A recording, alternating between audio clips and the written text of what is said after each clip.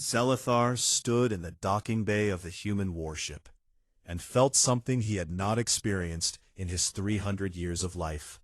Fear. Not the logical concern that came from calculated risk, but raw, primal fear that made his chitinous plates shift uncomfortably against his body. The vessel was called the Iron Dawn, and it looked nothing like the sleek, efficient ships of the Galactic Council. This ship had scars. Burns marked its hull where weapons had struck it before. Plates of armor had been welded over weak points in rough, uneven patterns.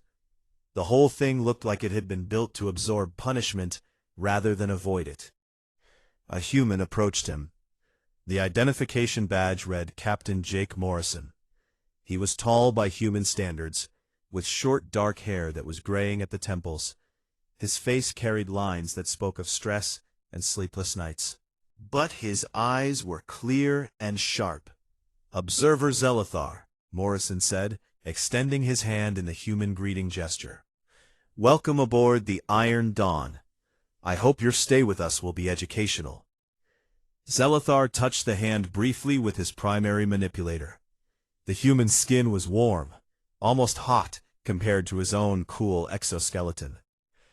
"Captain Morrison, I am here to document your engagement with the Krell Dominion for the Galactic Council records."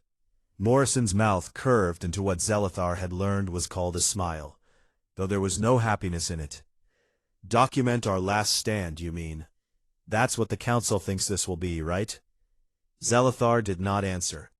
The truth was obvious to anyone who studied the numbers. The human fleet consisted of 37 vessels. The Krell Armada approaching New Horizon Colony numbered 72 warships, each one larger and more powerful than the human ships. The Krell had been conquering star systems for over 3,000 years. Humanity had been in space for barely 2 centuries. This was not going to be a battle.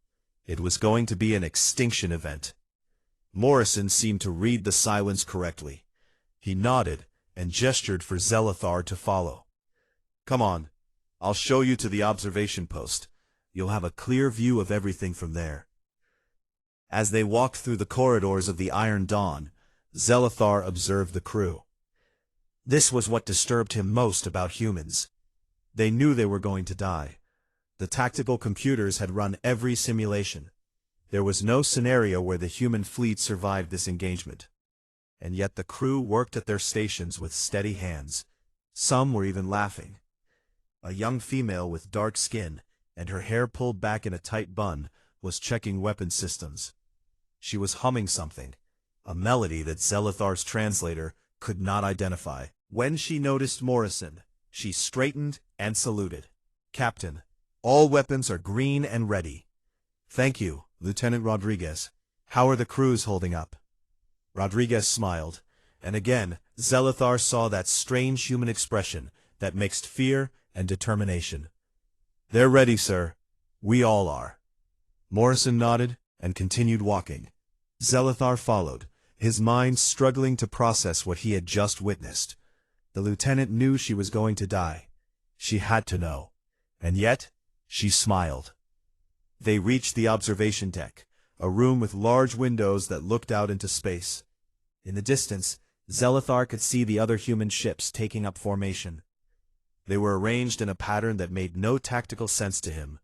Too close together, too exposed. No clear retreat path. "Observer, let me introduce you to Commander Chris Bennett, my second in command," Morrison said. Bennett was shorter than Morrison, with red hair and pale skin that was covered in small brown spots the humans called freckles.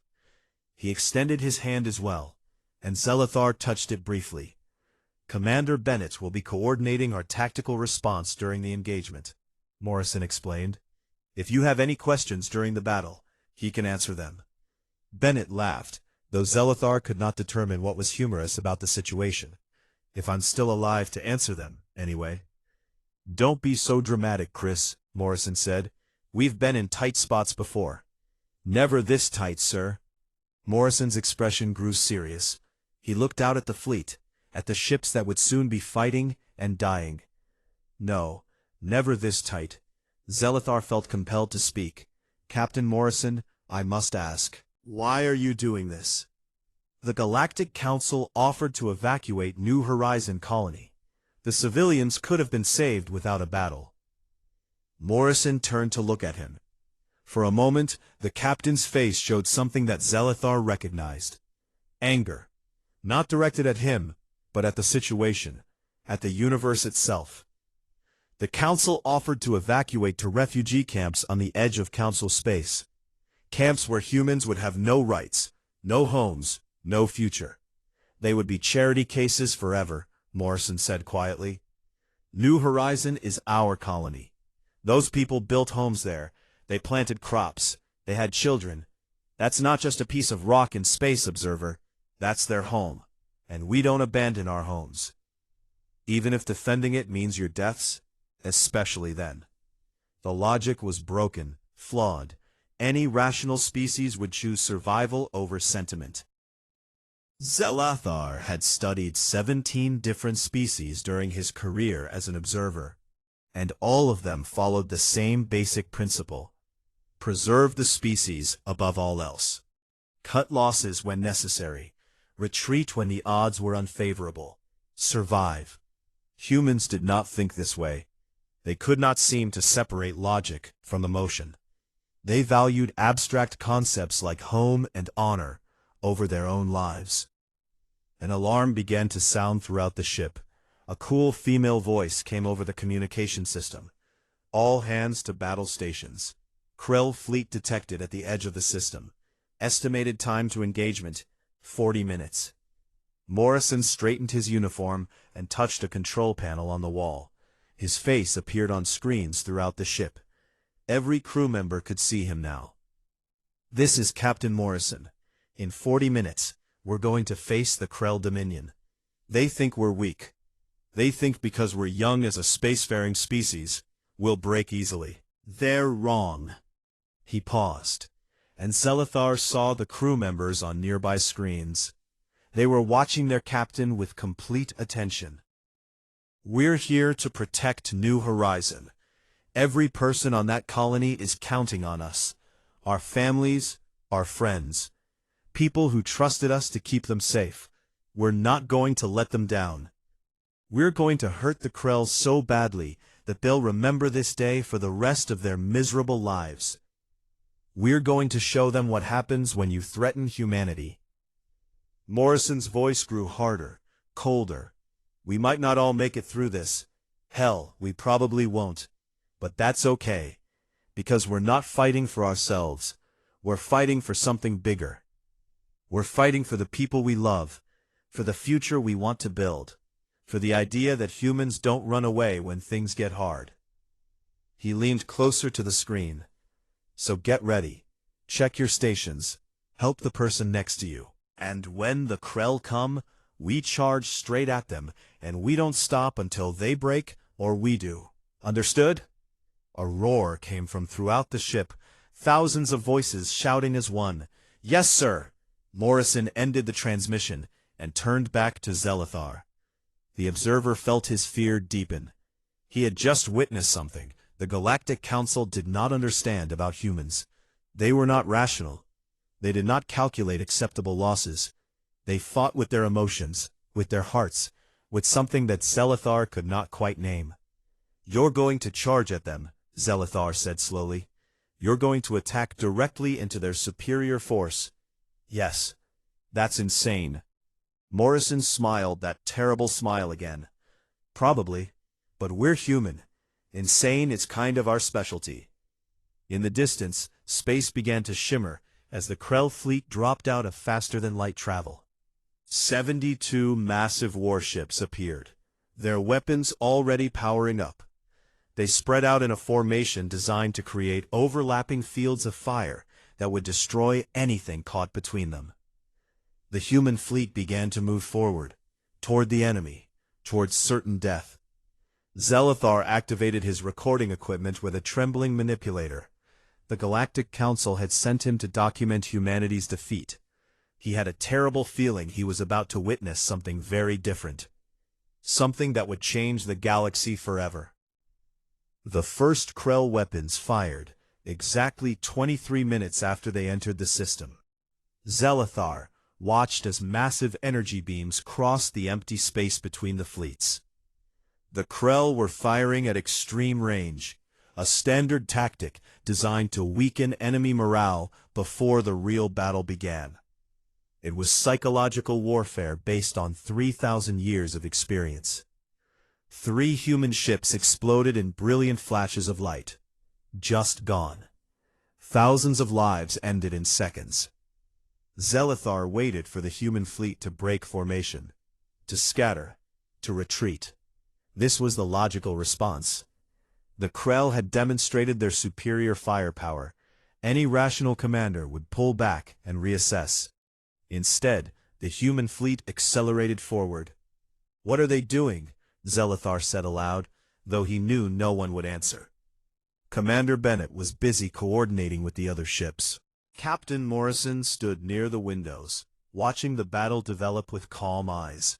The tactical display showed the human fleet moving at full speed directly toward the center of the Krell formation. It was suicide.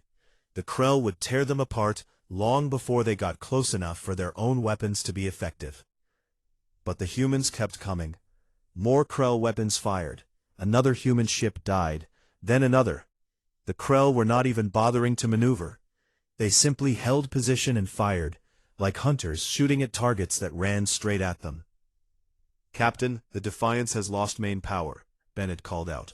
"They're venting atmosphere from multiple hull breaches." Morrison's jaw tightened. "Tell them to fall back if they can." A voice came through the communication system. Zelathar recognized it as belonging to the commander of the Defiance. "Negative, Iron Dawn. We still have maneuvering thrusters." "We're staying in formation."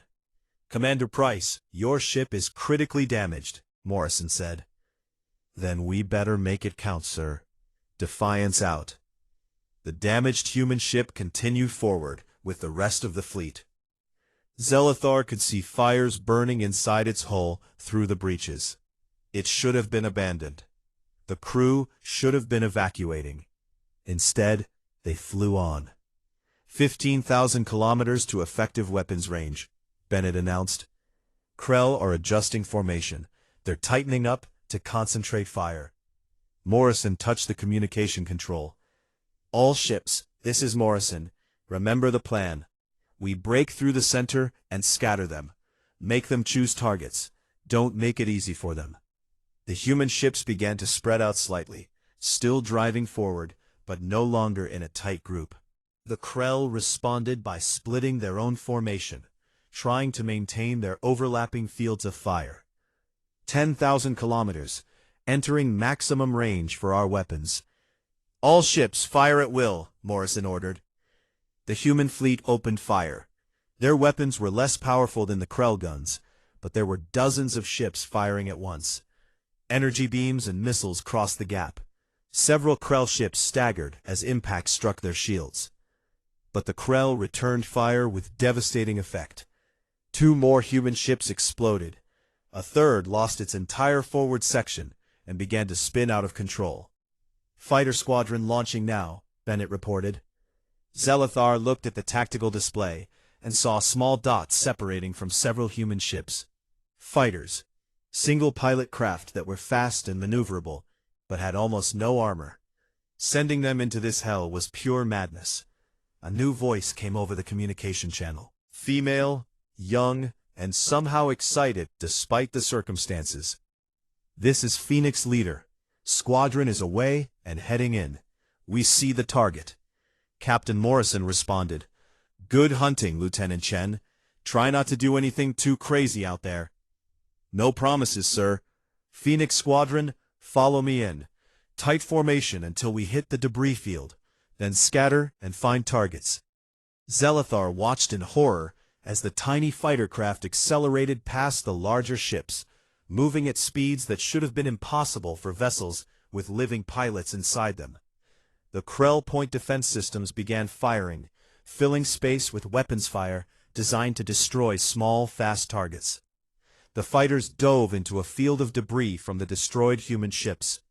They weaved between chunks of metal and burning fuel, using the wreckage as cover. Explosions bloomed around them. Zelithar counted the fighters. 24 had launched. Now there were 22. 18. But they kept going. Lieutenant Chen's fighter emerged from the debris field directly beneath a Krell cruiser. Her weapons fired at point-blank range, targeting the ship's reactor housing. The shields held, but she fired again and again, each shot weakening the protective barrier. Phoenix 3 and 5, hit it from the sides, Chen ordered. Everyone else, find your own targets. Make 'em hurt. 2 more fighters joined her assault on the cruiser. The combined fire finally broke through the shields. Chen's last missile impacted directly on the reactor. The Krell cruiser shuddered and then exploded from the inside out. But the blast caught Phoenix 5. The fighter disintegrated. Phoenix 5 is gone, Chen reported, her voice tight. The rest of us are engaging new targets. Zelithar realized he was watching something the Galactic Council had never seen before. The humans were not fighting to win in any traditional sense. They were fighting to cause maximum damage to the enemy, regardless of the cost to themselves. Every human ship that died took at least 1 Krell vessel with it. The main fleet had closed to knife-fighting range now. Human and Krell ships fired at each other from distances so short that missing was almost impossible. Explosions lit up space like a terrible fireworks display. Defiance is making her run, Bennett said quietly. Zelithar looked at the tactical display. The damaged human destroyer, the one that should have retreated long ago, was accelerating at full power toward a Krell battleship. Its weapons were firing, but that was not its real attack. It was going to ram. Defiance, confirm your intentions, Morrison said. Commander Price's voice came through, distorted by static. Our weapons are gone, engines are failing, but we've still got mass and momentum. Going to make it count, sir. It's been an honor. The honor was mine, Commander. Give them hell. The Defiance slammed into the Krell battleship at a significant percentage of light speed. The impact released energy equivalent to several nuclear weapons. Both ships were destroyed instantly, and the blast wave damaged 2 other Krell vessels nearby. Zelithar's translator picked up sounds from the human crew around him. They were not celebrating. Several were crying. But they kept working at their stations, kept fighting, kept pushing forward. Captain, we've broken their center formation, Bennett reported. The Krell are splitting into smaller groups. Morrison nodded. That's what we wanted. Harder for them to concentrate their fire now. All ships, pick your targets and engage. Don't let up. The battle dissolved into dozens of smaller fights. Human ships, smaller and more maneuverable, used the chaos to their advantage. They worked in pairs, one ship drawing fire, while the other attacked from an unexpected angle. It was brutal, desperate, and somehow effective. Lieutenant Chen's voice came through again. Phoenix Leader to Iron Dawn, we've got a problem. Krell are launching boarding ships toward the damaged vessels. They're going to try to capture them. All Marine units prepare for boarding defense, Morrison ordered. Lieutenant Brooks, you ready? A new voice, male and rough. Ready and waiting, sir. Let them come. We'll show these bugs how humans fight up close. Zelithar accessed the ship's internal cameras and found Lieutenant Kyle Brooks in the hangar bay. He was a large human, heavily muscled, wearing combat armor and carrying weapons that looked primitive compared to standard Galactic Council equipment. Behind him were 50 more Marines in similar gear. They were not afraid. They looked eager. The Iron Dawn shuddered as something impacted the hull. Boarding craft attached to Deck 7, Bennett reported. They're cutting through. Brooks and his Marines moved quickly through the corridors. Zelithar watched through the camera feeds as the Krell broke through the hull and poured into the ship. The Krell were larger than humans, with thick armor plating and powerful weapons. They should have overwhelmed the Marine defenders easily. But humans did not fight the way other species fought. Brooks threw something that exploded in the middle of the Krell group, scattering them. His Marines opened fire from cover, their weapons surprisingly effective against Krell armor. When the Krell tried to advance, the humans fell back to prepared positions and fired again. One Marine was hit and went down. The human next to him dragged her to safety while still firing his weapon with one hand. Another Marine was surrounded by 3 Krell soldiers. He detonated an explosive device attached to his own armor, killing himself and all 3 enemies. Brooks himself fought like something from human mythology. He killed Krell soldiers with his weapons, with his armored fists, with anything he could use. He was wounded multiple times, but did not slow down. Deck 7 is secure, Brooks reported, breathing hard. 23 Krell dead. We lost 9 Marines. Good work, Lieutenant. Fall back to medical. Negative, sir. Another boarding craft just attached to Deck 9. We're heading there now. Zelithar turned away from the camera feeds. He could not watch anymore. His body was shaking, and his thoughts were chaotic. This was not how wars were fought. This was not how rational beings behaved. But it was working. The tactical display showed the battle status. The human fleet was down to 24 ships, but the Krell had only 41 vessels remaining. Somehow, against all probability, the humans were making the Krell pay for every meter of space. Captain, the Krell are pulling back to regroup, Bennett said, surprise clear in his voice. Morrison stared at the display. They're afraid. They've never faced anyone who fought back like this. What do we do, sir?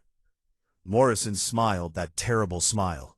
We charge again. The human fleet was dying. There was no other word for it. 11 ships remained operational, and even that word was generous. The Iron Dawn was held together by emergency welds and the sheer stubborn will of its crew. The reactor was failing. Life support was critical. Every system on the ship was pushed far beyond its designed limits. Captain Morrison could barely stand. The wound on his head had stopped bleeding, but he had lost too much blood. Dr. Martinez had sent 3 messages ordering him to come to medical. He had ignored all of them. Commander Bennett sat at his station, his broken arm forgotten as he coordinated what remained of the fleet. And the Krell kept coming. 27 warships, their formation perfect, their weapons fully charged. They had stopped trying to understand what the humans were doing. They simply wanted this fight to end. Zelithar had given up trying to make logical sense of the battle. Instead, he had begun accessing human historical databases, searching for something that would explain what he was seeing. He found it in the records of their ancient wars, battles where small groups held impossible positions against overwhelming forces, last stands that became legends. Thermopylae, the Alamo, Bastogne, these were not victories in any traditional sense. They were defeats that somehow transformed into symbols of unbreakable courage. Humans did not just fight battles, they created stories, and stories had power. Captain, receiving a transmission from the Resolute, Bennett said. Commander Wells requests permission to speak with you privately. Morrison frowned. Put her through. A woman's face appeared on the screen. Commander Nina Wells was in her 50s, with gray hair and a face that reminded Zelithar of weathered stone. Strong, unyielding. Behind her, the bridge of the Resolute was a disaster. Crew members worked at damaged stations. Captain Morrison, I need to tell you something, and I need you to listen without interrupting. Morrison tensed. Wells, what are you planning? The Resolute took a direct hit to our reactor containment 15 minutes ago. We're experiencing a cascade failure. We have maybe 20 minutes before the whole thing goes critical and explodes. Wells spoke calmly, as if discussing the weather. We can't evacuate. The escape pods were destroyed. We can't shut down the reactor. The controls are gone. We'll send rescue teams. We can get your crew off. There's no time, Jake, and you know it. Wells smiled sadly. But here's the thing. We still have engines. We still have maneuvering thrusters. and we're on a vector that could take us right into the middle of the Krell command formation. Morrison's face went pale. Nina, no. We'll find another way. There is no other way. You need a miracle, Jake. You need something that will break the Krell formation long enough for New Horizon to finish evacuation. My ship is already dead. At least let us make it count for something. I can't ask you to do this. You're not asking. I'm volunteering. My crew agrees. We talked about it. This is our choice. Wells leaned closer to the screen. We joined the fleet to protect people, to make a difference. Let us do that. Let us save those civilians. Morrison's hands were shaking. Zelathar watched as the captain struggled with the decision. Every fiber of his being wanted to refuse, wanted to find another solution. But there was no other solution, and they both knew it. It's been an honor serving with you, Commander Wells, Morrison said quietly. The honor was mine, Captain. Take care of our people. Make this worth it. Wells paused. And Jake? Tell my kids I love them. Tell them I died doing something important. I promise. The transmission ended. Morrison sat in his command chair, tears streaming down his face. He made no effort to hide them. Around him, the bridge crew watched in silence. All ships, Morrison said, his voice rough with emotion. The Resolute is making an attack run on the Krell command formation. When they break through, we follow. We hit them with everything we have left. Understand? Acknowledgements came from the remaining ships. Every captain understood what was about to happen. Every crew member knew the price that was being paid. On the tactical display, Zelathar watched the Resolute change course. The damaged ship accelerated toward the Krell fleet, its engines burning at maximum power. The Krell noticed immediately and began concentrating fire on the approaching vessel. The Resolute's shields failed first. Then the armor began to burn away under the intense weapons fire. But the ship kept coming. A single fighter appeared on the tactical display, moving to intercept the Resolute. Zelathar recognized the identification signature. Lieutenant Sam Tucker. He was the last surviving pilot from Chen's squadron. Chen herself had been killed 10 minutes earlier, her fighter torn apart by Krell point defense fire. This is Tucker to Resolute. I'm coming with you, Commander. Wells' voice came through, surprised. Lieutenant, you have a chance to survive this. Get clear. With respect, ma'am, I'm not leaving you to do this alone. Besides, my fighter is out of ammunition, out of missiles. I'm just dead weight at this point. Might as well make myself useful. Tucker's voice was steady, almost cheerful. Someone needs to watch your back on this run. All right, Lieutenant. Welcome to the party. Tucker's fighter moved into formation beside the much larger Resolute. Together, they drove toward the Krell fleet. The Krell poured weapons fire into them. Tucker's fighter jinked and dodged, somehow staying ahead of the targeting systems. He was not attacking. He was simply drawing fire away from the Resolute. Tucker, you magnificent bastard, Bennett whispered. The Resolute punched through the Krell defensive perimeter. Tucker's fighter took a direct hit and exploded. But he had done his job. The Resolute was through. Commander Wells' final transmission was brief. For humanity, for New Horizon, for everyone we couldn't save. The Resolute impacted the Krell flagship at near light speed. The explosion was visible across the entire battlefield. The flagship was destroyed instantly, torn apart by the unimaginable energy of the impact. The blast wave radiated outward, slamming into nearby Krell ships. 2 cruisers were destroyed outright. 3 more were sent spinning out of control, their systems overloaded. The Krell formation shattered. For the first time in the battle, the enemy fleet broke apart, ships scattering in confusion and fear. Their command structure was gone. Their war leader was dead. And they had just witnessed a level of fanatical determination that they had never encountered before. All ships, attack now, Morrison shouted.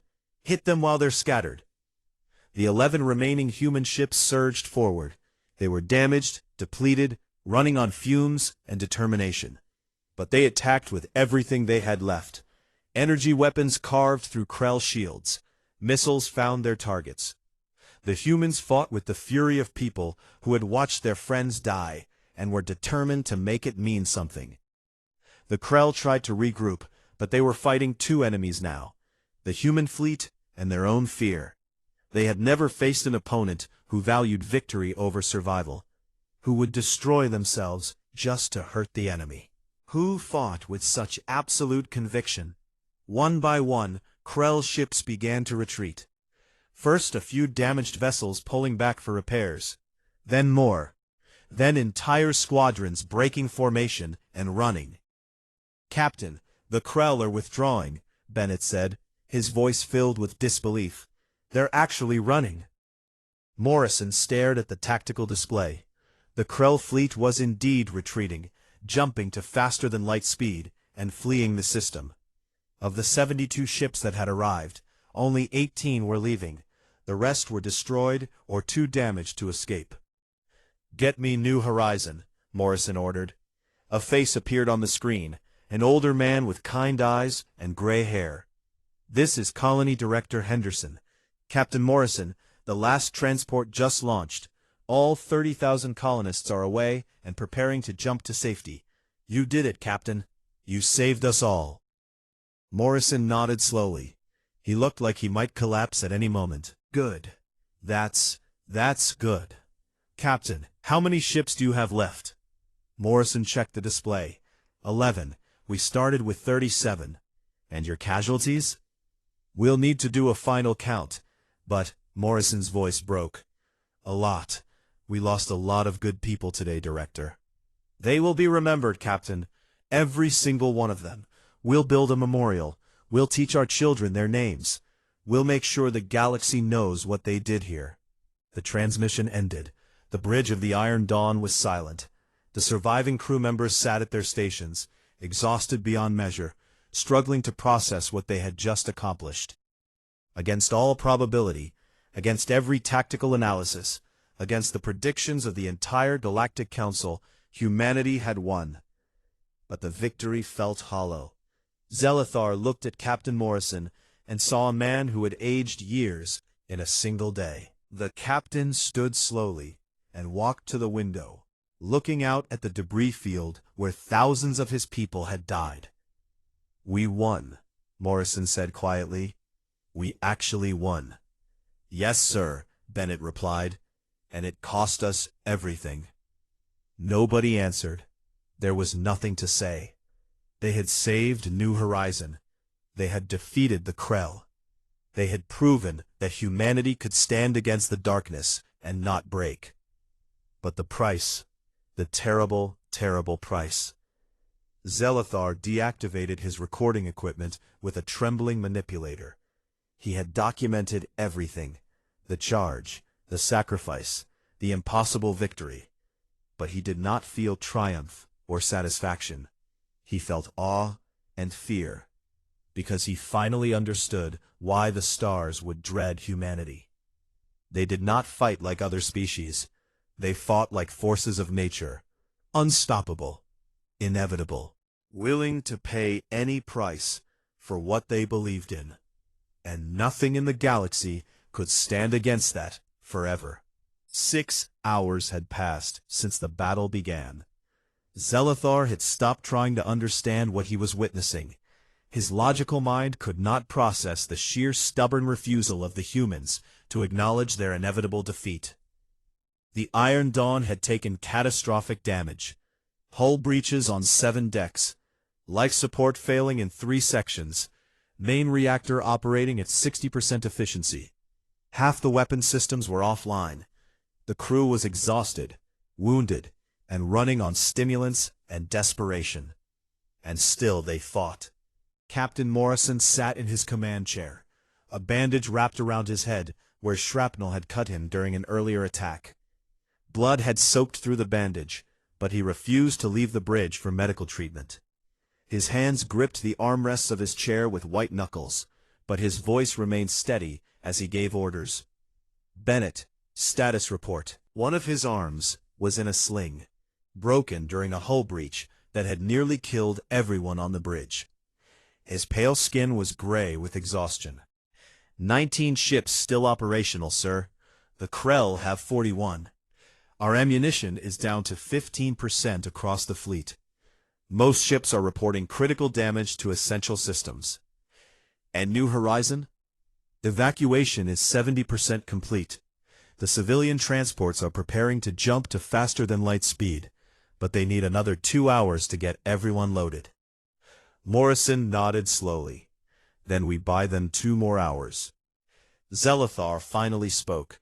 He had remained silent for most of the battle, simply recording and trying to comprehend. But he could not stay quiet any longer.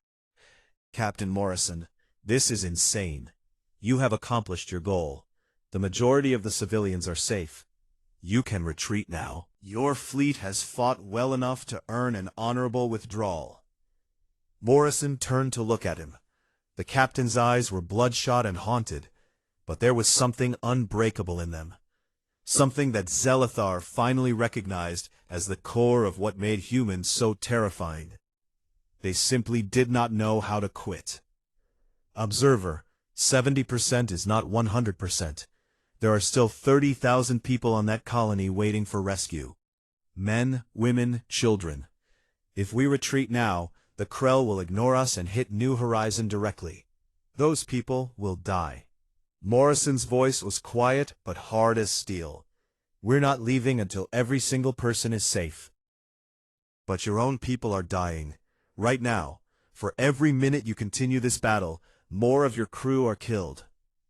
I know, Morrison said, and for a moment his voice broke. Just slightly. Just enough for Zelithar to hear the pain behind it. I know exactly what this is costing.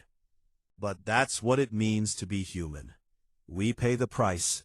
We always pay the price. An alarm sounded. Bennett checked his displays. Krell are reforming for another attack. They're bringing their remaining heavy cruisers to the front.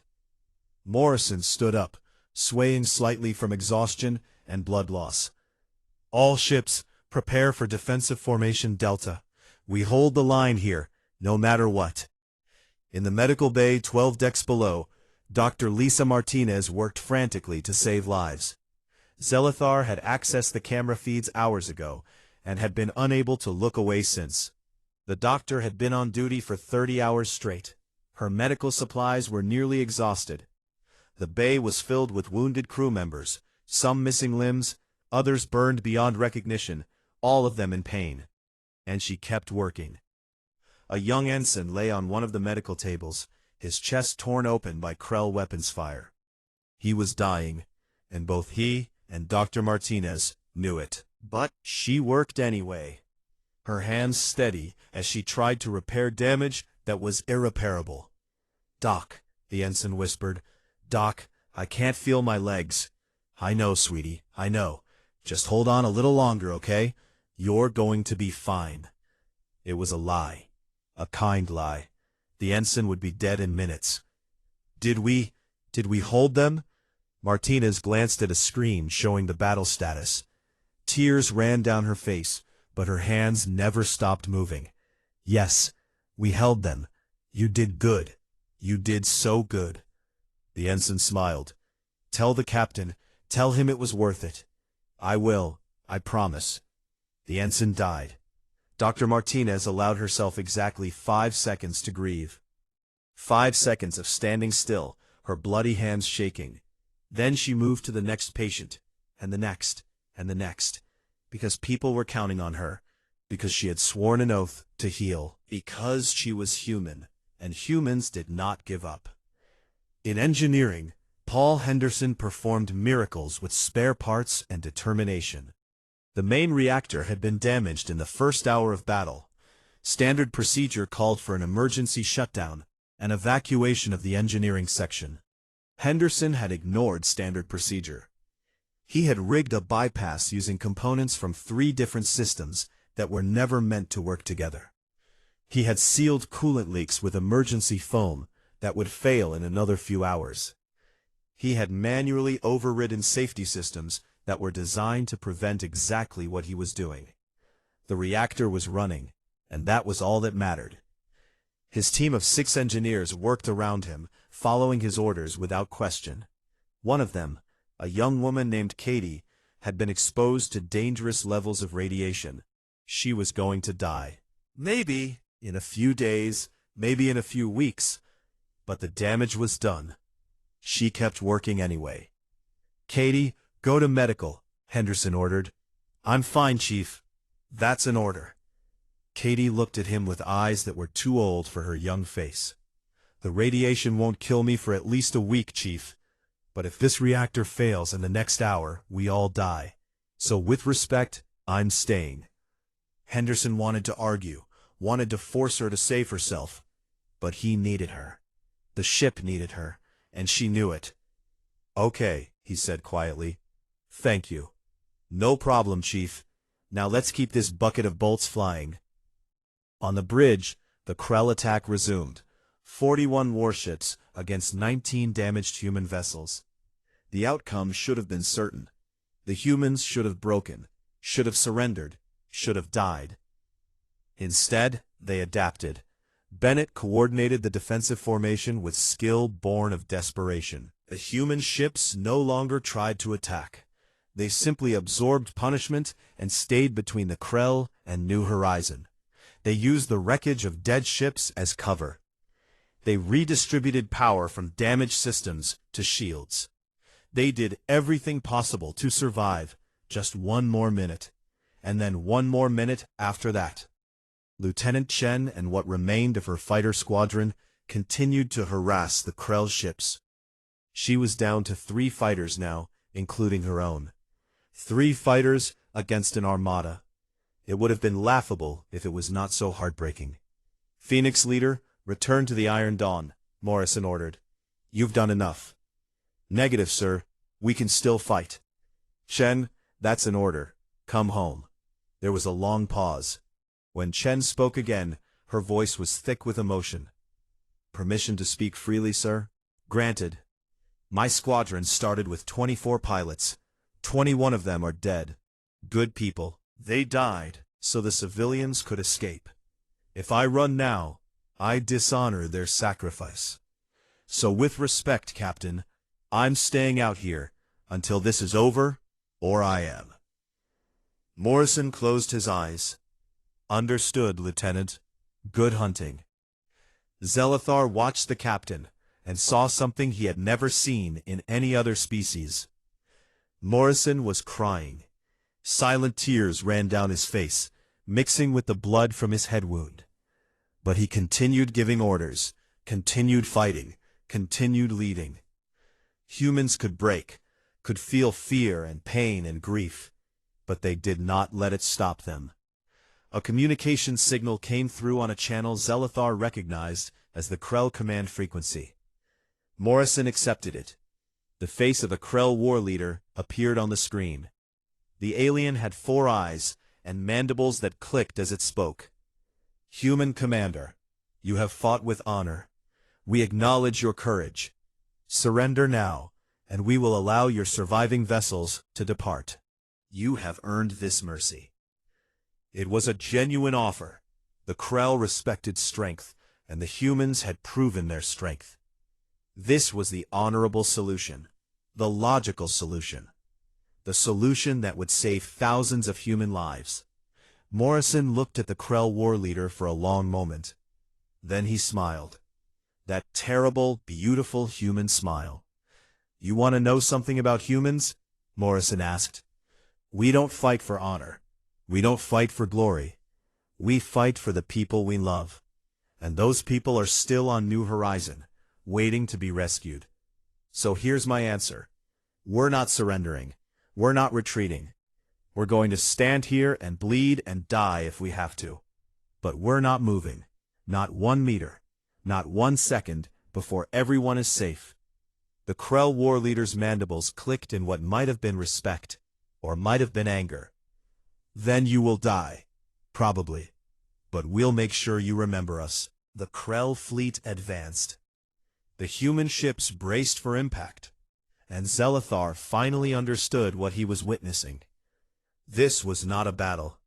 This was a statement, a declaration that humanity would never be broken, never be conquered, never give up, as long as even one of them still breathed. The stars did not dread humanity because they were strong. The stars dreaded humanity because they were infinite in their courage and unbreakable in their spirit. The battle continued, and the humans held the line. 3 weeks after the battle, Zelithar stood before the Galactic Council and prepared to deliver his report. The council chamber was a massive structure, built to hold representatives from 47 different species. The walls were decorated with symbols of peace and cooperation. The whole place was designed to project calm rationality. Zelithar felt anything but calm. He had spent the weeks after the battle trying to organize his thoughts and observations into something that would make sense to the council members. He had failed. How could he explain what he had witnessed? How could he make them understand what humans were? The council speaker, a being called Tharn from a species that had been spacefaring for 10,000 years, gestured for Zelithar to begin. "Observer Zelithar, you have returned from your assignment with the human fleet. The Council is eager to hear your assessment. Will humanity pose a threat to galactic stability?" Zelithar activated his presentation. Images from the battle appeared on the displays around the chamber. Ships exploding. The Resolute making its final run. Human Marines fighting Krell boarding parties. Lieutenant Chen's fighters diving through impossible debris fields. "Honored council members," Zelithar began, "I was sent to observe humanity's first major engagement with a superior force. The expectation was that I would document their defeat and provide tactical analysis of their capabilities. Instead, I witnessed something that I believe will fundamentally change our understanding of warfare and species psychology." He paused, gathering his thoughts. Humanity won, against overwhelming odds, against a more experienced and better equipped enemy. They achieved victory. But how they won is what matters. Zelithar brought up tactical displays showing the battle formations. Every species represented in this council fights according to the same basic principles. We calculate acceptable losses. We maneuver to minimize risk. We retreat when the odds become unfavorable. This is logical. This is how survival works in a rational universe. Humans do not follow these principles. They do not calculate acceptable losses. They calculate maximum damage to the enemy. They do not maneuver to minimize risk. They charge directly into danger. They do not retreat when odds are unfavorable. They fight harder. A council member from the Torvan species, a being that resembled a large crystalline structure, spoke up. "Observer Zelithar, are you suggesting that humans are simply irrational? Many species go through phases of irrationality before they mature." "No, honored council member. They are not irrational. They operate on a different kind of logic. A logic based on values rather than pure calculation." Zelithar showed images of the human crew. Morrison giving his speech. Dr. Martinez in medical. Henderson in engineering. Humans assign value to abstract concepts like home, family, and honor. These values override their survival instinct. He showed the recording of Commander Wells' final transmission. The council chamber fell silent as they watched the Resolute make its suicide run. When the explosion faded from the screen, several council members were visibly disturbed. "That ship's crew had a chance to surrender," another council member said. "They chose death instead. That is not logical behavior." "No," Zelithar agreed, "but it is effective behavior. The Resolute's sacrifice broke the Krell formation and enabled the human victory. Commander Wells and her crew understood that their deaths would save 30,000 civilians. They valued those lives more than their own." Zelithar displayed statistics from the battle. The human fleet suffered 85% casualties, 26 ships destroyed, 11 damaged beyond repair, over 15,000 crew members killed. By any standard military analysis, this was a catastrophic defeat. But they achieved their objective. Every civilian was evacuated. The Krell were driven from the system. From the human perspective, this was an overwhelming victory. Tharn leaned forward. Observer Zelithar, please speak plainly. Do you believe humanity represents a threat to the Galactic Council? Zelithar considered the question carefully. He thought about Captain Morrison crying as he gave orders. Dr. Martinez, working herself to exhaustion to save lives. Lieutenant Tucker, escorting the Resolute to its death. All the humans who had fought and died, not for conquest or glory, but to protect others. Yes, he said finally. And no, they are a threat to any species that threatens them, or those they have chosen to protect. But I do not believe they are a threat to the Council itself. Explain, Tharn demanded. Humans fight with incredible ferocity, but only when they believe they are defending something important. They are not conquerors. They are protectors. Every human I spoke with expressed the same core belief. They have a responsibility to defend those who cannot defend themselves. Zelithar displayed more images. Human ships moving to intercept Krell vessels that were targeting damaged Allied ships. Marines defending sections of the Iron Dawn that housed wounded crew members. Pilots sacrificing themselves to protect the larger fleet. They do not fight for territory or resources. They fight for people, for ideas, for a vision of the galaxy that includes justice and protection for the weak. In 3,000 years of Galactic Council history, has any species ever fought with such dedication for anyone other than themselves? The silence that followed was answer enough. A council member from the Velic species, a small aquatic being, spoke hesitantly. Observer, you said humans are terrifying. Why? Because they remind us of what we lost, Zelithar said softly. Every species in this chamber evolved to survive. We developed intelligence, technology, and civilization. We became logical and efficient. We eliminated the traits that made us vulnerable: excessive emotion, irrational loyalty, willingness to sacrifice for abstract ideals. Humans retained all of those traits. They are still connected to the fire that forged them. They still carry the spirit of their ancestors who survived impossible odds on their dangerous homeworld. And that makes them both terrifying and inspiring. Captain Morrison, standing on the bridge of the Iron Dawn, looking out at the stars where his people had died. The expression on the captain's face was complex. Pain, grief, determination, hope. We dread them because they do not break, because they will fight for what they believe in, even when logic says they should quit, because they value things beyond survival and will pay any price to protect those things. Tharn was quiet for a long moment. The council must deliberate on this information. Observer Zelithar, do you have any recommendations? Yes, honored speaker. I recommend that we embrace humanity rather than fear them. They have capabilities we have forgotten, strengths we have lost. If we try to contain them or treat them as a threat, they will resist. But if we work with them, learn from them, allow them to be what they are. Zelithar paused. I believe they could make the galaxy better. Zelithar was dismissed to quarters, while the council deliberated. He waited for 2 days, reviewing his recordings, and trying to process everything he had experienced. Finally, Tharn summoned him back. The council has reached a decision. We will extend an offer to humanity. We want their vessels integrated into Galactic Council defense fleets. We want to learn from their tactics and their approach to warfare, and we want cultural exchange programs so that our species can better understand each other. Zelithar felt relief wash over him. A wise decision, honored speaker. There is one more thing, Tharn said. The council has requested that you return to the human fleet as a permanent liaison. You understand them better than any other observer. Will you accept this assignment? Zelithar thought about Captain Morrison and the crew of the Iron Dawn. About the humans who fought and died, not for conquest, but for protection. About a species that still carried hope as their primary weapon. I accept, he said.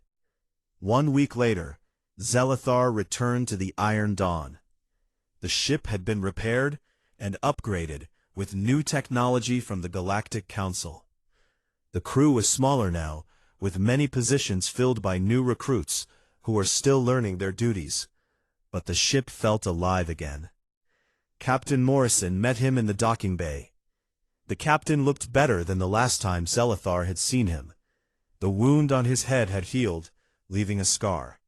The exhaustion was gone from his eyes, replaced by something that looked almost like peace. "Observer Zelithar, welcome back. I heard you're going to be staying with us permanently. If that is acceptable to you, Captain." Morrison smiled. "More than acceptable.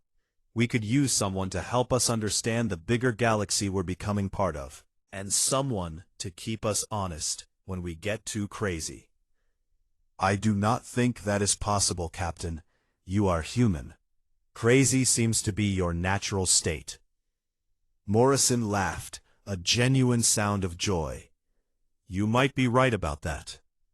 Admiral Karen Foster arrived on the Iron Dawn the next day.